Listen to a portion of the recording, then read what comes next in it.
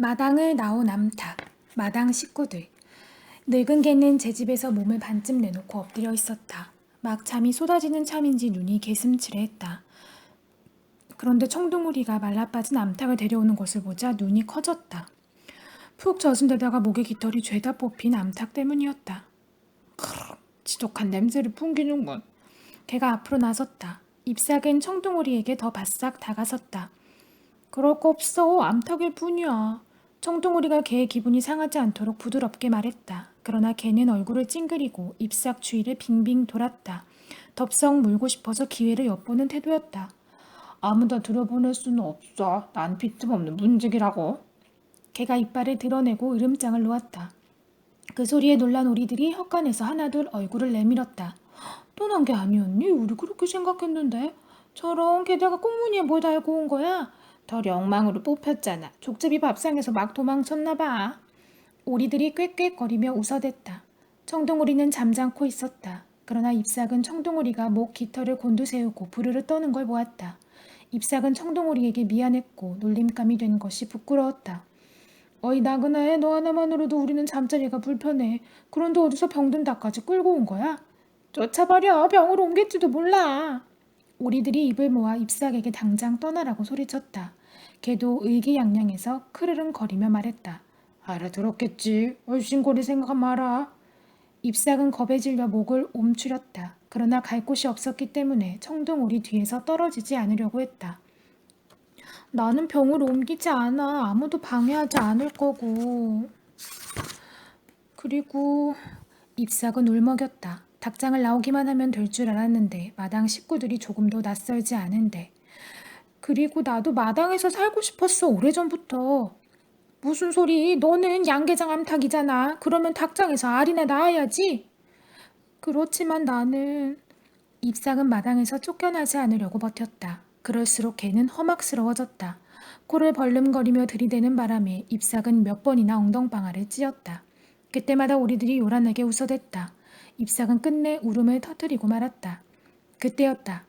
비겁한 짓이야. 암탉을 내버려둬. 청둥오리가 소리를 꽥 질렀다.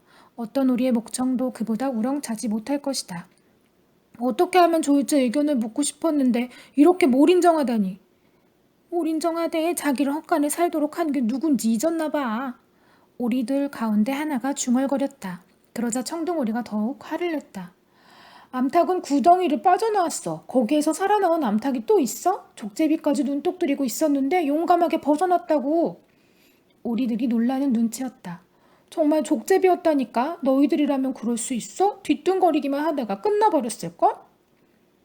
청둥오리가 워낙 큰 소리를 쳤기 때문인지 오리들은 입을 다물어 버렸다. 늙은 개도 크르릉거리기를 멈추었다. 헛간 한 귀퉁이를 내주는 게 그렇게 대단한 일이야? 잎삭은 청둥오리의 당당한 모습을 처음 보았다. 청둥오리가 늘 오리 행렬의 맨 뒤에 있었기 때문에 어린 오리와 같은 처지라고 생각했다. 조용히 해라. 나그네 주제에 감히 우리를 모욕하다니. 헛간에서 다른 오리가 나오며 청둥오리를 꾸짖었다. 무리를 이끄는 우두머리 오리였다. 청둥오리도 그만 입을 다물 수밖에 없었다. 너를 헛간에 살도록 허락한 것은 하찮은 일이 아니야. 그것을 감사할 줄 모르다니. 오리 우두머리의 목소리가 더 커지려고 하는데 이번에는 수탉이 나섰다. 헛간 우두머리는 바로 나다. 나그네는 헛간에 대해서 이러쿵 저러쿵 말할 처지가 아니란 말이야. 모든 결정은 우두머리인 내가 하는 거야. 모두 조용히 수탉의 말을 들었다.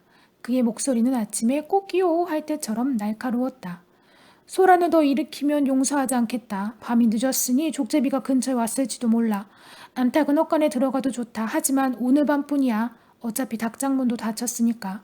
맨 바깥쪽에서 자라. 그리고 내가 새벽을 알리는 즉시 이곳을 떠날 것. 수탉의 말에 모든 것이 결정되었다. 수탉 부부가 먼저 헛간에 들어가고 우두머리 오리와 나머지 오리들 그리고 청둥오리가 따라서 들어갔다. 잎삭은 나중에 매우 조심스럽게 안으로 들어갔다. 성질을 삭히지 못한 늙은 개만 마당을 오락가락했다. 헛간은 아득했다. 물그릇과 모이 그릇이 있고 한쪽에는 따뜻해 보이는 집 덤불이 있었다. 날개를 퍼덕이려고 할 때마다 갑갑하게 닿는 철망은 어디에도 없었다. 수탉 부부는 횃대에 올라가서 헛간의 모두를 내려다보았고 오리들은 저희끼리 몸을 맞대고 있었다. 하지만 청둥오리는 그들과 떨어져서 거의 문 쪽에 웅크리고 앉았다. 아마도 그곳이 청둥오리의 자리인 것 같았다. 잎삭은 청둥오리보다 더 바깥쪽에 있어야 된다는 걸 깨달았다. 그래서 그곳에 앉았고 따뜻해 보이는 집 덤불 같은 것은 꿈도 꾸지 않았다. 이런 일이 또 일어나다니. 내일까지 저 암탉이 떠나지 않으면 가만히 있지 않겠어. 회대에서 암탉이 투덜거렸다. 나는 요즘 신경이 날카로워지고 있어. 이제 곧 알을 품을 거란 말이야. 병아리를 잘 거려면 어떤 일도 일어나서는 안 된다고. 내가 전에 병아리를 다 잃었다는 사실을 모두 기억하고 있겠지? 알을 품을 거라는 말에 잎삭은 암탉을 올려다보았다. 조금 어두웠지만 아름다운 모습을 알아볼 수 있었다. 풍만한 몸과 윤기가 흐르는 깃털에 단정한 볕. 마당의 암탉은 늠름한 수탉에게 잘 어울리는 짝이었다. 나도 저렇게 우아한 때가 있었을까? 게다가 알을 품을 거라니. 그런 느낌은 암탉만 알지. 참 좋겠구나. 암탉이 몹시 부러웠다. 아름다운 모습의 알까지 품는다니. 잎삭은 여태 몸맵시에 신경을 쓴 적이 없었다. 그래도 깃털이 빠져서 지금 자신이 몹시 볼품없다는 것은 알고 있었다. 갑자기 그 사실이 부끄러웠다. 잎삭은 서글픈 마음을 억누르려고 몸을 작게 움츠렸다. 깃털이 숭숭 빠져서 맨살이 다 드러난 목을 아무도 보지 말았으면. 그래도 닭장을 낳았잖아. 나는 지금 마당 식구들과 같이 있어. 게다가 곧 알을 낳을 수 있을 거야. 머지않아. 잎삭은 좋은 일만 생각하기로 했다. 그러나 내일 아침에 이곳을 떠나라는 수탉의 말이 생각나서 앞일이 막막했다. 그리고 굉장히 배가 고팠다. 잎삭은 모처럼 편안하게 잠을 잤다. 헛간에서 가장 먼저 회대의 수탉보다 먼저 잠이 깼지만 잎삭은 움직이지 않았다. 잠자리의 포근함을 좀 더 느끼고 싶었고 단잠에 빠진 마당 식구들을 방해하고 싶지 않아서 조용히 있었다. 어쩌면 이대로 살게 할지도 몰라. 청둥오리도 나그네인데 눌러 살고 있잖아. 내가 얼마나 마당에 살고 싶어 했는지 안다면 이해해 줄 거야. 회대에서 수탉이 일어났다. 수탉은 잠시 부리로 깃털을 다듬더니 날개를 쫙 벌리고 기지개를 켰다. 그러고는 목을 쭉 빼면서 꽃기호 하고 소리쳤다. 수탉이 회대에서 푸드덕 내려와 잎삭 곁을 지나가려고 했다. 잎삭은 얼른 일어나 길을 비켜주었다. 수탉이 명령하듯이 말했다. 내가 돌담 위에서 한 번 더 회를 치거든 이곳을 나가라. 나그네는 갈 곳이 마땅치 않아서 머물게 됐지만 너는 갈 곳이 있어. 닭장 말이야. 닭장은 안전해. 암탉이 아무리 용감해도 언제나 족제비로부터 도망칠 수 있는 건 아니니까. 수탉은 대장으로서 위험을 보이며 말했다. 어쩌녁에 잠자리를 내준 건 네가 벼슬 가진 족속이기 때문이야. 벼슬 가진 족속은 웃음거리가 되면 안 돼. 그러니 네 자리로 가. 난 돌아가기 싫어. 마당에서 살고 싶어. 여기라면 족제비를 걱정하지 않아도 되잖아. 잎삭은 용기를 내어 말했다. 난 폐계야. 폐계? 잎삭이 고개를 끄덕이자 수탉이 어이없다는 듯 웃었다. 그러더니 아까보다 더 험악스러운 눈초리로 쏘아보았다. 대꾸하면 부리로 쪼아버릴 것처럼. 아무도 너를 원하지 않아. 그것은 잎삭이 기대를 완전히 꺾어버리는 말이었다. 잎삭은 부리를 꾹 다물었다. 다시 한번 슬픔과 부끄러움이 가슴에서 밀려 올라왔다. 수탉이 밖으로 나갔다. 잠시 후에 꽃기호 소리가 울려 퍼졌다. 잎삭에게 마지막을 알리는 경고였다. 잎삭은 청둥오리를 바라보았다. 청둥오리도 잠이 깨어 잎삭을 보고 있었다. 그러나 무리에서 가장 꼴찌인 나그네가 나설 일이 아니었다. 청둥오리는 도움을 주지 못해 미안하다는 표정을 지었다. 잎삭은 청둥오리를 이해했다. 족제비에게 당할 뻔했을 때 구해주었고 마당 식구들과 맞섰던 것만으로도 충분하다고 생각했다. 난 여기가 정말 좋은데. 잎삭은 하는 수 없이 헛간을 나왔다. 그러나 갈 곳이 없어서 아카시아 아래에 쪼그려 앉았다. 주인 남자가 외바퀴 수레를 밀고 양계장으로 가는 모습이 보였다. 닭장에서 문이 열리기만을 기다리던 때가 생각났다. 도저히 갈 수 없을 것 같았던 마당. 아, 그런데 지금 바로 거기에 와 있지 않은가. 슬퍼할 거 없어. 나한테는 이미 첫 번째 기적이 일어났는걸. 잎삭은 기운을 냈다. 그리고 하늘 높이 치솟아 있는 아카시아를 올려다보았다.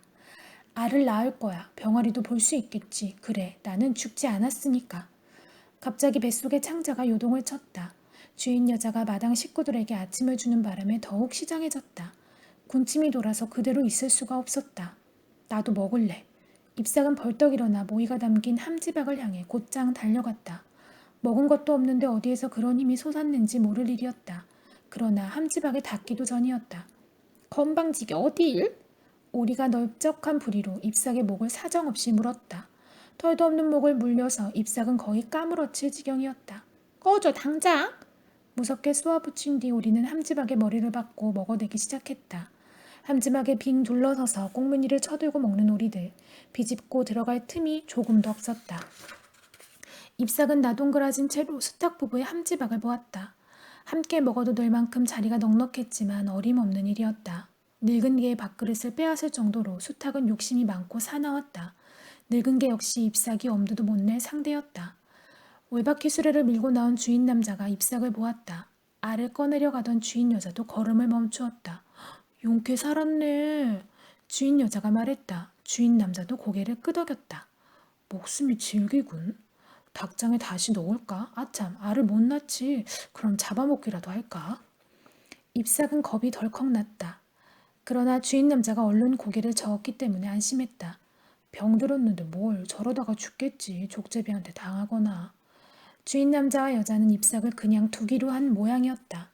잎삭이 닭장에 다시 갇힐 염려는 없었다. 뭐라도 좀 먹었으면.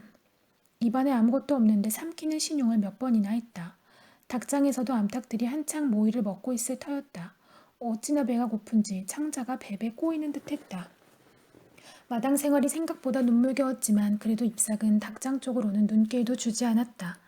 잎삭은 수탉 부부가 그랬던 것처럼 두엄 더미로 가서 두엄을 파헤쳤다.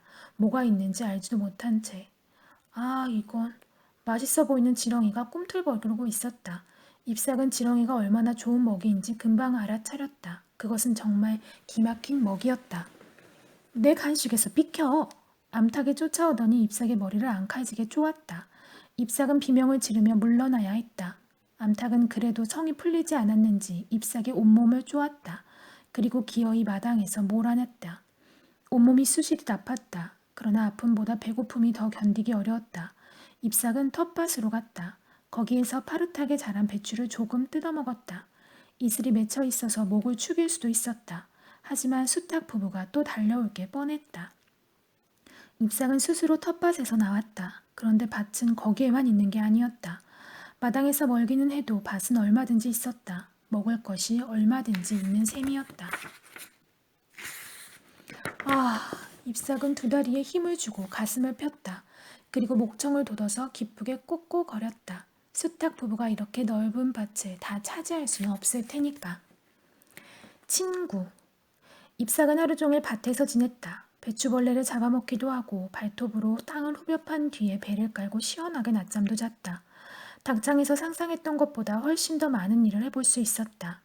야산 너머로 간 오리들은 저녁에나 돌아왔고 수탉 부부도 텃밭에서만 지냈기 때문에 잎삭은 누구의 방해도 받지 않았다. 매우 만족스러웠다. 하지만 날이 어두워지자 걱정이 되었다. 안전한 곳으로 가야겠어. 족제비가 올 거야. 잎삭은 마땅한 잠자리가 없을까 하고 넓은 밭을 두루 살펴보았다.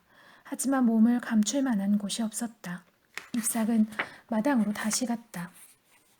마당 식구들은 벌써 헛간을 들고 늙은 개만 혼자서 보초를 서고 있었다. 잎삭을 본 개가 달갑지 않은 표정으로 다가왔다. 오늘은 어림없어. 아무도 네 편을 들지 않을 거야. 개가 잎삭의 주위를 빙빙 돌았다. 나그네는 경고를 받았어. 또 소란을 일으키면 스스로 헛간에 떠나야 돼. 그러니 널 도와줄 리가 없지. 잎삭은 몸을 잔뜩 움츠리고 개를 경계했다. 게다가 암탉이 알을 품을 때가 되었단 말이야. 너한테는 소동을 막을 책임이 있어. 그러니 얼씬거리지 마. 개는 암탉의 신경질을 겁내고 있었다. 만약 암탉에게 콧잔등을 쪼인다면 늙은 개의 체면이 말이 아닐 것이다. 새파란 암탉에게 봉변을 당하는 꼴이니. 잘 곳이 없어. 여기가 아니면. 잎삭은 개가 으르렁거리지 않도록 공손히 말했다. 어제처럼 헛간에서 자려는 건 아니었다. 마당 어디라도 좋으니까 개의 보호를 받으며 밤을 보낼 수 있기만 바랄 뿐이었다. 그래도 안 돼. 나는 앞으로 더욱 바빠질 거야.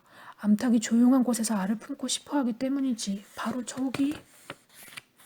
개가 가리킨 곳은 두엄더미 근처의 대나무 숲이었다. 밤에 족제비가 충분히 드나들 것만 같은 곳이었다. 머지않아 저곳까지 순찰을 돌아야 될 형편이라고. 이 나이에. 암탉은 나를 믿고 있어. 네가 얼씬거리는 걸 알면 신경질을 부려댈 거란 말이야. 나이가 들어서 그런지 나도 시끄러운 건 딱 질색이야. 개가 한숨을 쉬었다. 깃털 소리도 내지 않을게. 돌담 아래든 마당 구석에서든 잠시 머물게만 해줘. 수탉보다 먼저 일어나서 나갈 테니까. 나한테 무리한 걸 요구하지 마. 나는 평생 동안 빈틈없는 문지기로 살아왔어. 규칙에 어긋나는 일을 하면 안 돼. 나는 왜 마당에서 살 수 없지? 마당의 암탉처럼 나도 암탉인데. 정말 어리석은 암탉이야. 어쩌다 그런 생각을 하게 됐지? 걔가 눈살을 찌푸렸다. 암탉이지만 서로 달라. 그걸 모른단 말이야? 내가 문지기로 살아야 하고 수탉의 아침을 알리는 게 당연한 것처럼 너는 본래 닭장에서 알을 낳게 되어 있었잖아. 마당이 아니라 바로 닭장에서. 그게 바로 규칙이라고.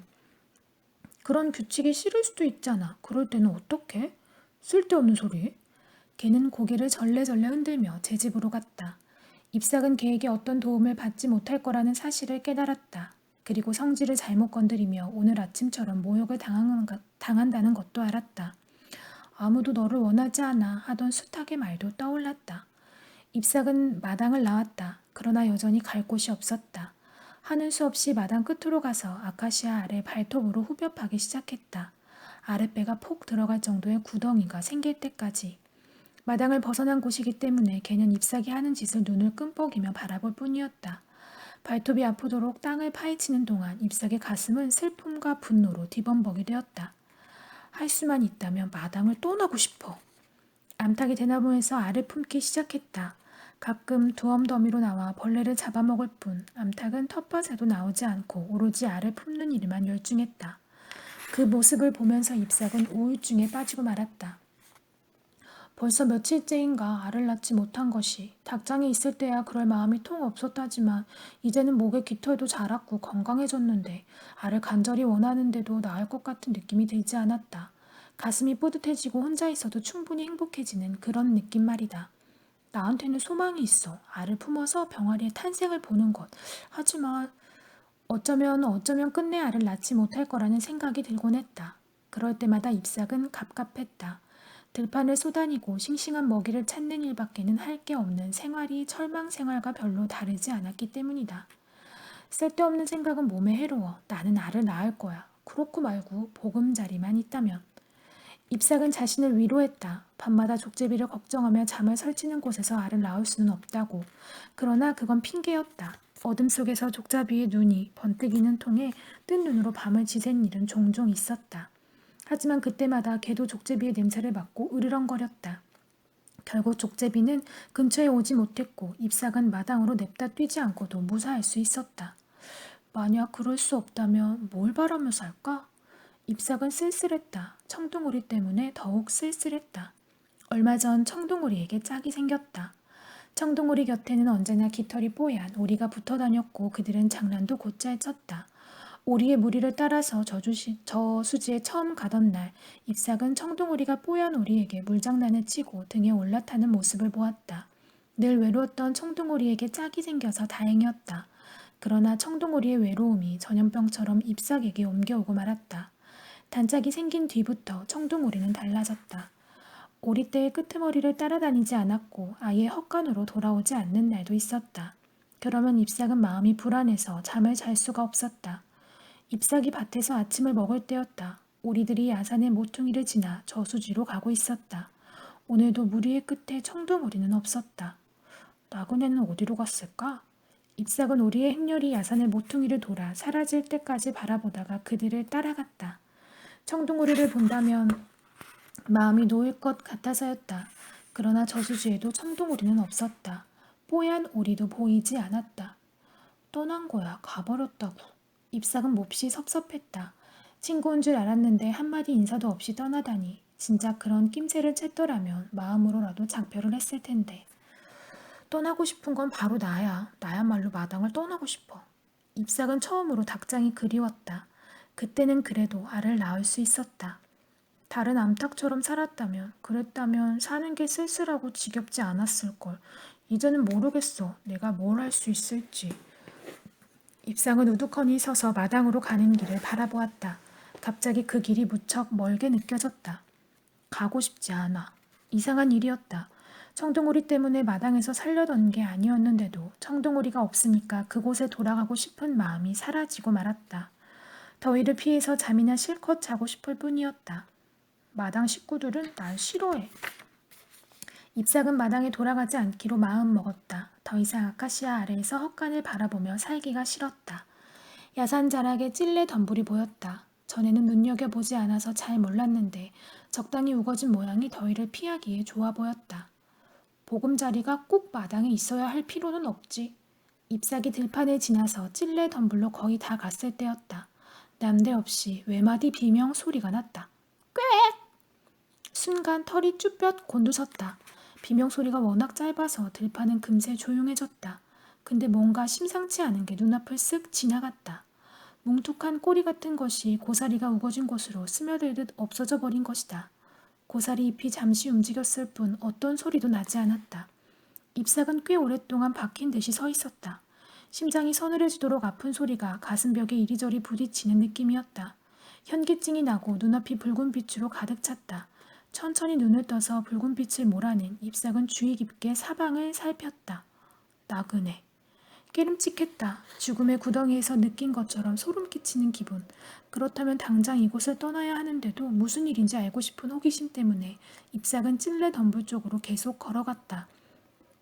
어쩐지 청둥오리의 비명소리를 들은 것 같아 발길을 돌릴 수 없었다.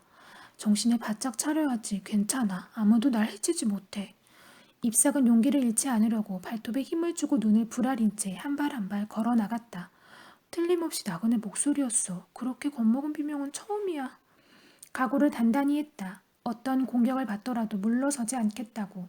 그게 설사 족제비라도 라고 해도 청둥오리 일이라면. 잎삭은 온 신경을 곤두세우고 찔레 덤불까지 다가갔다. 그러나 아무것도 보이지 않았다. 족제비는커녕 청둥오리의 깃털 하나도 발견할 수 없었다. 잘 자란 풀과 적당히 우거진 덤불이 있을 뿐이었다. 헛소리였나? 우휴, 잘못 들었나 봐. 잎삭은 비로소 마음을 놓고 찔레 덤불 속으로 고개를 디밀었다.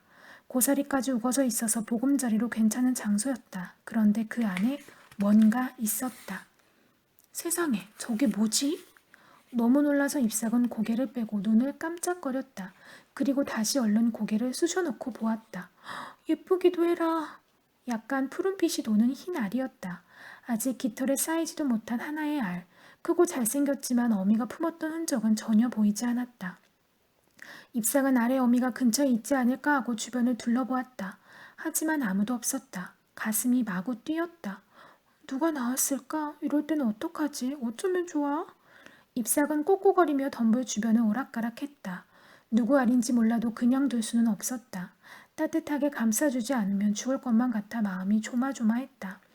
어미가 올 때까지만, 그래, 그때까지만이라도. 잎삭은 덤불 속으로 들어가서 조심스레 알 위에 엎드렸다. 아직 따뜻하구나. 나은 지 얼마 안 됐어.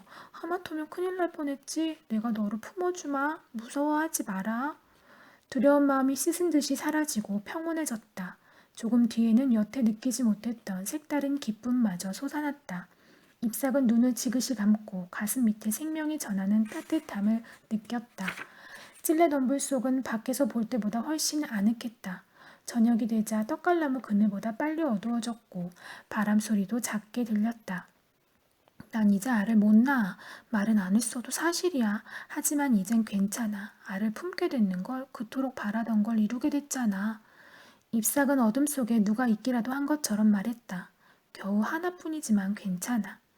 잎삭은 그동안 낳은 수많은 알 중에 하나를 되찾았다고 믿고 싶었다. 하지만 늦게라도 알의 어미가 오면 어쩌나 싶어서 보이지 않는 어둠 저편을 뚫어져라 볼 수밖에 없었다.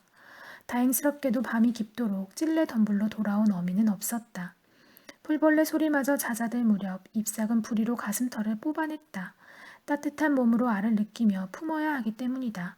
털을 뽑는 동안 잎삭은 목이 메었다. 알을 품는다는 사실이 꿈만 같았다. 이건 내 알이야. 내 이야기를 들을 수 있는 아기. 나만의 알. 잎삭은 맨 가슴에 닿는 알이 사랑스러웠다. 알의 어미가 나타난다고 해도 내줄 수가 없을 것 같았다. 잎삭은 알을 품는 데에만 신경을 썼다. 그래서 껍데기 속에서 너무나 조그맣게 뛰는 심장 소리마저 느낄 수 있었다. 아침이 되었다. 어제와 전혀 다른 아침. 모든 것이 달라진 날이 시작되었다. 잎삭은 알을 깃털 속에 묻어두고 밖으로 나왔다. 그리고 이슬 맺힌 풀잎을 조금 뜯어먹었다. 알을 품는 동안에는 멀리 갈 수 없으니 적당히 먹고 견뎌야 했다. 오리들이 수로를 따라 저수지로 가고 있었다. 우두머리가 앞에 서고 어린 오리가 가장 뒤에 섰다. 청둥오리는 여전히 거기에 없었다. 아마도 영영 헛간에 떠나버린 모양이었다. 작별 인사를 했더라면 좋았을걸 하는 생각이 또 들었지만 전처럼 쓸쓸하지는 않았다. 잎삭은 알을 더 따뜻하게 해줄 건부를 찾아 물었다. 그리고 찔레덤불 속으로 들어가려고 했다. 그런데 뒤에서 기척이 났다. 어찌나 놀랐는지 하마터면 건부를 떨어뜨릴 뻔했다. 세상에, 거기에 청둥오리가 서 있는 게 아닌가? 지치고 슬퍼 보이는 얼굴로 청둥오리가 잎삭을 뚫어져라 보고 있었다. 반가웠지만 잎삭은 꼼짝하지 않았다. 알을 듣기만 어쩌나 걱정이 앞섰다. 청둥오리는 털이 숭숭 뽑힌 잎삭의 가슴을 말없이 보다가 조용히 앉았다. 잎삭도 찔레덤불로 들어가 알을 품었다. 청둥오리를 다시 보니까 마음이 놓였다. 그동안 무슨 일이 있었는지 궁금했지만 아무것도 묻지 않았다. 청둥오리도 입을 열지 않았다. 하지만 가끔씩 날개 쭉지에서 머리를 빼고 슬픈 눈으로 잎삭을 보았다. 그때마다 잎삭은 생각했다. 나그네 표정이 왜 저렇게 어두울까? 뽀얀 오리는 왜 옆에 없을까? 청둥오리는 날이 새도록 찔레덤불 곁을 떠나지 않았다. 잎삭은 청둥오리가 외로워 보여서 마음이 아팠고 알에 대해 이것저것 묻지 않아서 고마웠다. 저수지 쪽에서 물 한 개에 쌓인 해가 솟을 무렵 청둥오리는 다른 오리들처럼 저수지로 갔다. 그리고 얼마쯤 있다가 다시 왔는데 부리에 물고기 한 마리가 물려 있었다. 청둥오리는 그것을 찔레덤불 앞에 놓고 갔다.